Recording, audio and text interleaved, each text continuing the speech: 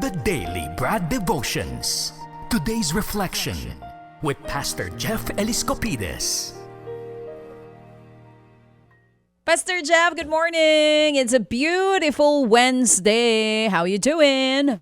Good morning, Ted at Cha. Happy Father's Day din kay Ted Oy, oo. Advance at kay Boss Mike. Thank Yan, you. morning. At sa'yo din, Pastor Jeff. Advance Of Happy course. Father's Day. At sa tatay ko rin, kay Papa Cesar, Happy Father's Day. Ano Yeah. ang inyong balak ngayong weekend, Pastor?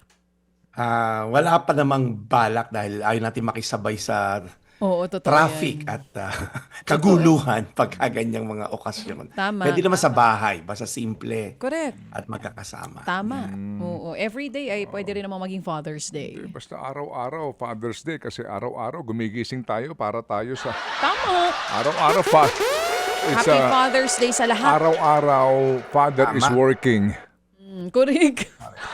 every day.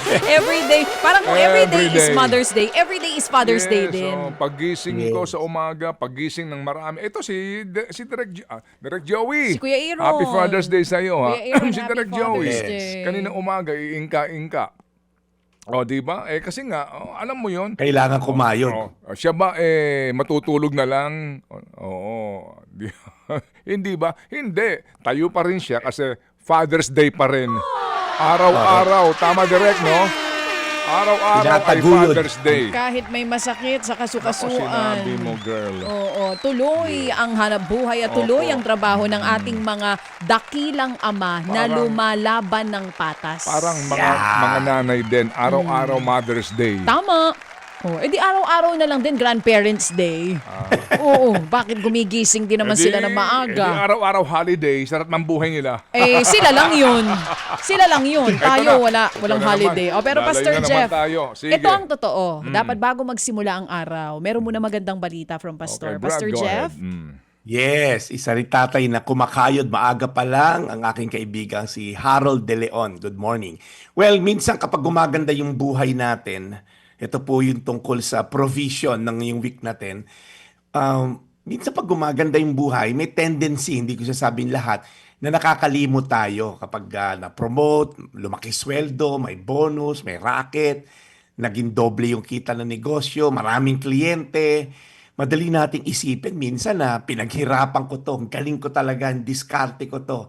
Ganito po nangyari sa mga Israelita na nilabas ni Moses sa pagiging alipin for 400 years sa Israel sa Egyptian slavery sa Egypt po, no? And then sabi ni God, titira kayo sa promised land, magagarang bahay na hindi niyo naman tinayo, maraming taniman ng ubas na hindi niyo naman tinanim. Mula sa pagiging alipin, magiging malaya kayo. Kaya ito yung warning ni Lord, papunta sila sa promised land. There's a tendency na yumabang kayo. Pwede nyo raw sabihin, sa pamamagitan ng talino ko, ng galing ng kamay ko, pamamagitan ng kahusayan ko, tinan mo nga naman, yumaman ako. Maganda naman pong sabihin na tayo naghirap, pero ito po ang sabi na sa Biblia, ang warning ni God. Moses, sabihin mo sa kanila, Deuteronomy 8:18. Ito po yung warning. But remember the Lord your God, for it is He who gives you the ability to produce wealth. Siya daw po yung nagbibigay ng lakas para tayo bumangon sa umaga. Yung sabi ni Brad Ted. Siya raw po yung nagbibigay sa atin ng kaisipan, ng talino, ng skills, ng oportunidad, ng favor, ng health, connection, open doors. Ang trabaho po ay blessing ni Lord. Pero huwag natin kakalimutan yung blesser, yung taga-pagbigay ng blessing. Yung sweldo po, yung promotion, yung negosyo lumaki, yan po ay channel ni Lord. Ultimately, for 2 days, tinatopic na natin, siya po yung source. Ang danger po kasi, kapag nakalimutan natin ang source. There's a tendency na maging mayabang tayo. There's a tendency naman, pagka wala, nagpapanik tayo. Kapag mataas income, confident. Pag na-delay yung sweldo, anxious. So remember po, remember the Lord our God. This verse is not just about money. It's about memory. Remember the Lord your God. Kasi kapag naalala mo kung sino ang source, hindi ka magiging alipin ng pera. Hindi mo gagawing Diyos ang trabaho mo. Yes, work hard, be excellent, be responsible, well, all for it.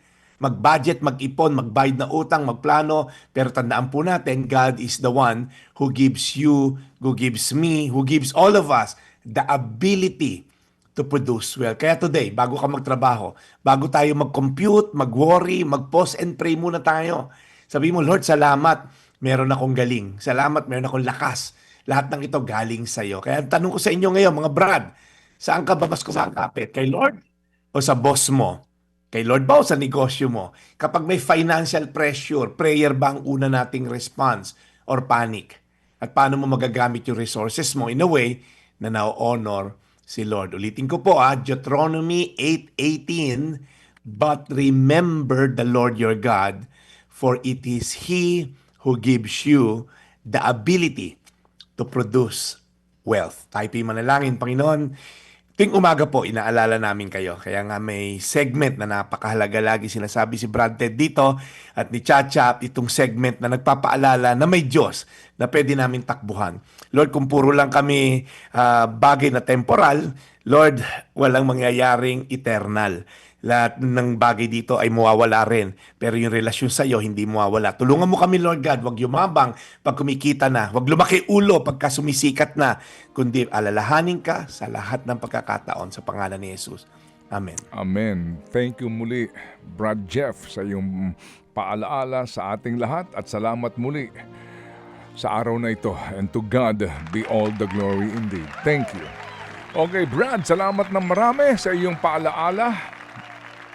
Sana nga ito'y tumalab sa ating lahat. Ay nako, Brad Jeff. Kung Amen. pwede lang. Anong Kung pwede lang. Kung pwede lang, gising na sila pagka itong segment na to. Anyway, sige Brad, so we'll catch you tomorrow, araw na ng Thursday. Ibig sabihin, bispiras na ng Biyernes. Yeah. Well, maraming salamat sa isa pang tatay, Ronald Sarcos, Junjun Galang, sa ating mga tagapakinig palagi. Oo. Yan po ay nakasubaybay sa atin. Okay, si Ninang Cory Nepomuceno at si Ninong Albert. Yan. Paalam na ako, Brad Ted. Ito po ang yung Daily Brad. Your daily dose of inspiration. Thank you. Serving the people, Brad Jeff Eliscopides. Mga kapatid, patuloy po kayong tumutok sa 105.9 True FM para sa totoong balita, impormasyon, music, and entertainment. Mag-subscribe sa aming YouTube channel at podcast at sundan nyo kami sa Facebook, Instagram, X at TikTok sa True Network PH. Bisitahin din po ang aming official website, truefm.ph. At panoorin din kami sa True TV Signal, Channel 19. Kami po ang 105.9 True FM. Laging true sa'yo, kapatid.